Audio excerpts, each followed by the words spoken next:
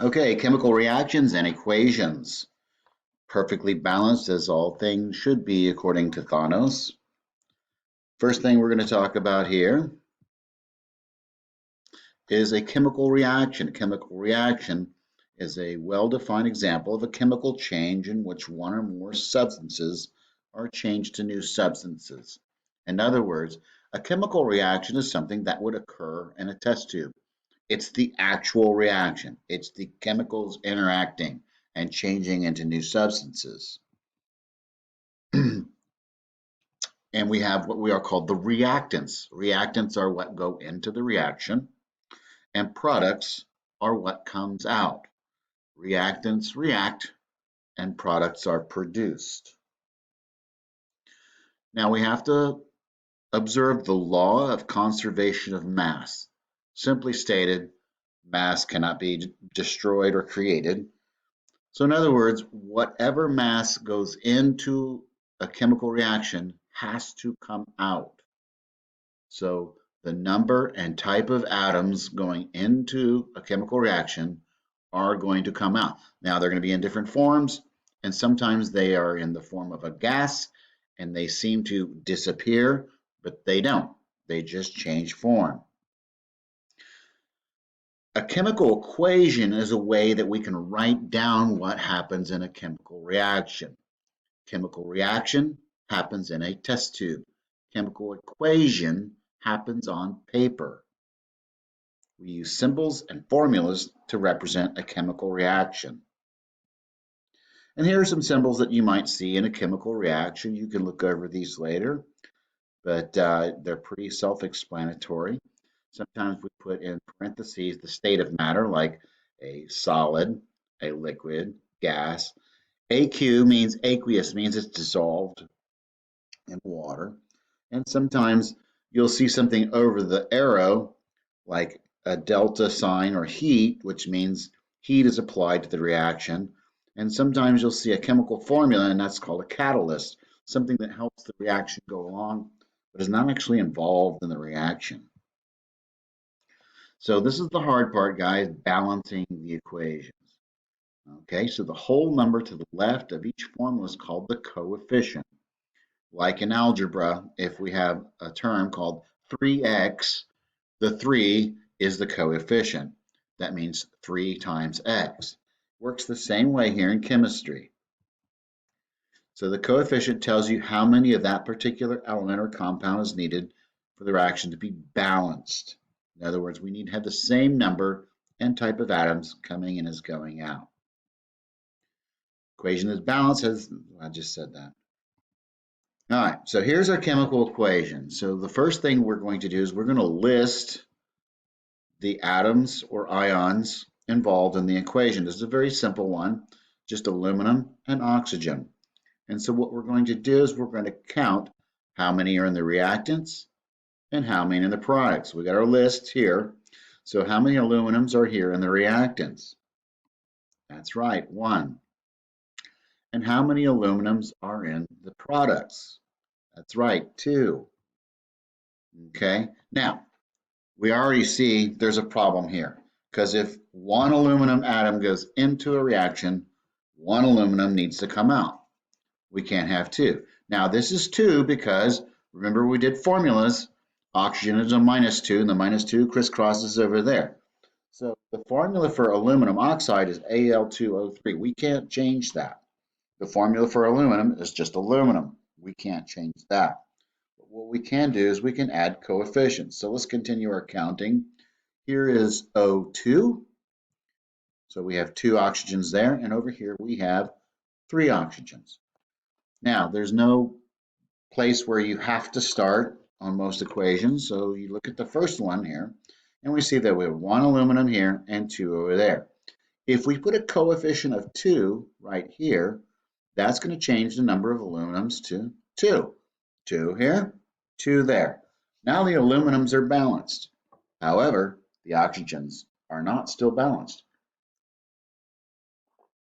So here's a little trick.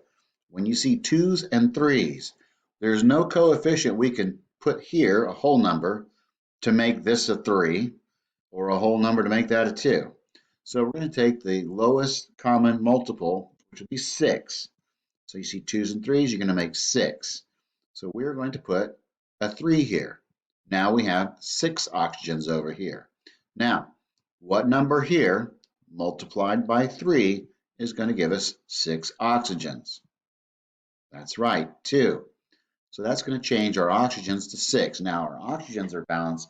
However, if we put a 2 here, it also affects the Al2.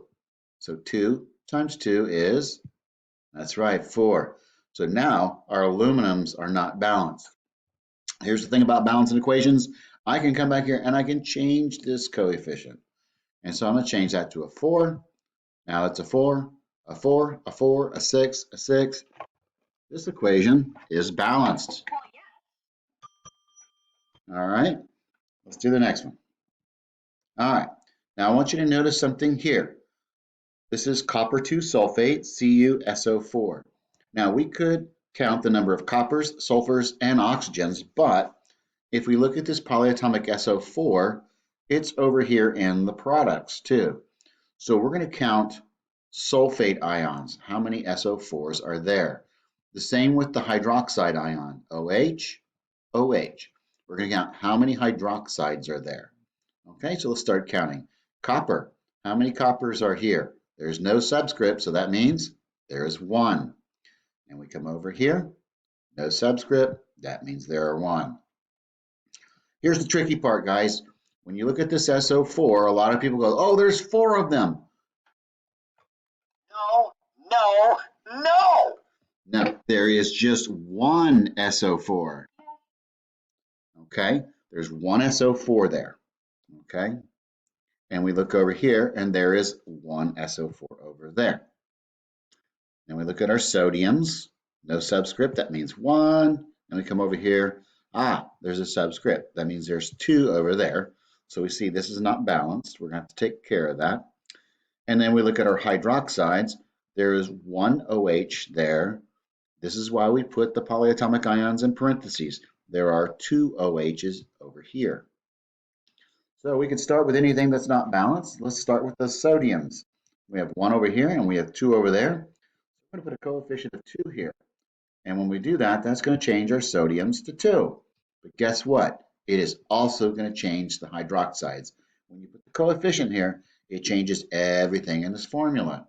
Changes that to 2. But you know what? That's a good thing because guess what? We needed 2 OHs anyway. And this is balanced.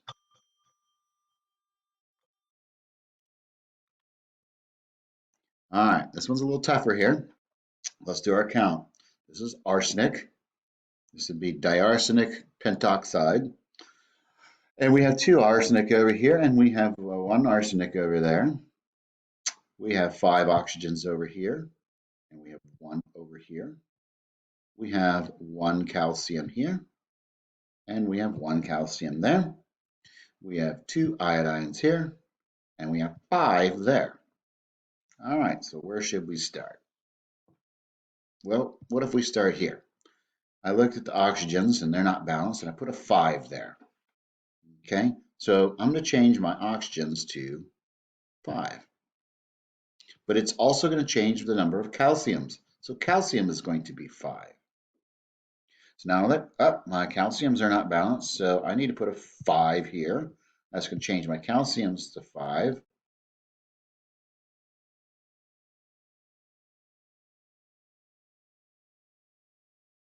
Hold on a second.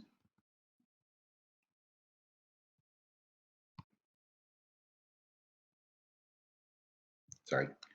That's going to change my calciums to 5. Much better. Okay. But it's also going to change my iodines to 10. So now I have 10 iodines over here and 5 over there. So what coefficient do I put here times 5 is going to equal 10? That's right. I'm going to put a 2 there. And that's going to change my iodines to 10. However, it's going to also change the arsenics to 2. But that's okay because that's how many we needed.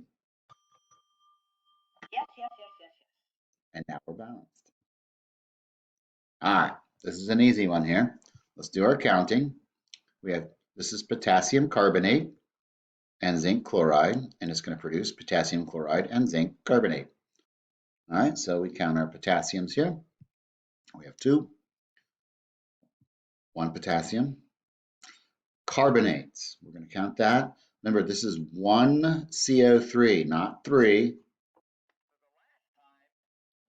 It's 1 CO3. All right, and we have 1 CO3 over there. We have 1 zinc there, and we have 1 zinc there, and we have 2 chlorides there and 1 chloride there. So if we look, the first thing we see that's not balanced is our potassiums. We need 2 potassiums over here in the products. So I put a 2 there. That changes my potassiums to, but it's also going to change my chlorides to 2 as well. But guess what? That's what we needed. And that's a good thing. Yeah, baby. All right, this one's tough. All right, let's count. Sodium's 3. Sodium's 1. PO4s, we have 1 PO4 there, and we have 2. This is why we put them in the parentheses. 2 PO4s over there. We have 1 magnesium there, and we have 3 magnesiums over here. We have 2 iodines over here, and we have 1 over there. So if we start with our sodiums, 3, 1, we need a 3 here, right? So we put a 3 there. That changes that to 3, and it changes our iodines to 3 as well. But now look what we have here, 2s and 3s. Remember what I said about 2s and 3s? 2s and 3s, we need to make 6. So we need 6 iodines on each side. So what are we going to put here? We're going to put a 3 there.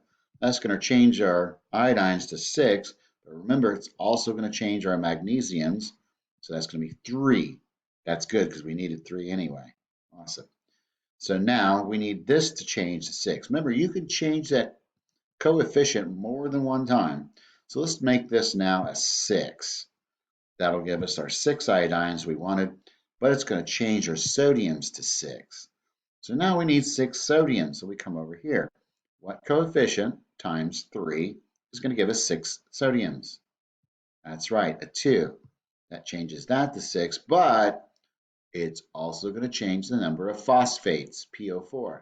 That's going to give us 2, and that's how many we needed anyway. And now